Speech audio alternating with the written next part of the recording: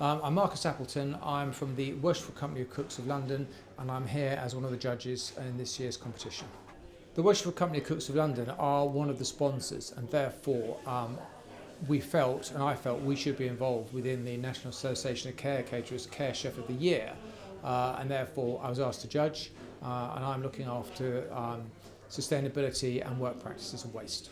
My role, specific things I'm looking at, I haven't been involved with the paper stage, but I'm here today making sure that what they're suggesting is sustainable, and they understand why it's sustainable and how that could be improved, how much product they're bringing with them and how much they're actually using, and are they overproducing, and if so, what would happen to that ordinarily.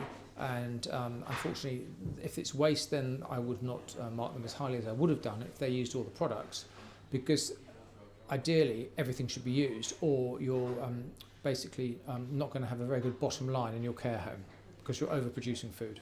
My advice to anyone considering entering is do it, because you are going to be under pressure. You're going to be in a situation that things will go wrong, so you'll have to adapt, improvise and overcome. But moreover, you need to really think about what you're going to use in terms of ingredients. Make sure you bring sufficient for the task. Don't bring more than you need and try and tell us you've brought extra in case the oven doesn't work. If you make 8 and you need 3 and you put all 8 in together, they may all be great or they may all not be so good. So it's having that discipline and confidence to make sure you've got sufficient ingredients to deliver what you're putting on the plate. No more and no less. I think the Care Chef of the Year competition is important because it raises the standards within the care home. It lets chefs look at different concepts and ideas, but more importantly, it improves their culinary skills, because things will go wrong and they will have to think on their feet. They're in a high stress environment, in a different kitchen, and they may not believe it, but they will leave a better chef after this event.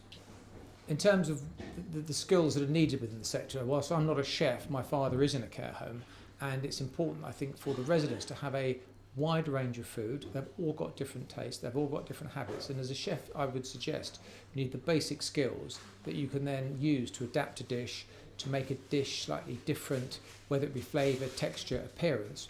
But if you've got the basic chef skills, I would suggest that the care home sector is very, very rewarding. And talking to some of the chefs who I've met, a lot of them have left restaurants to work in the care sector industry because, in their words, it's a better gig.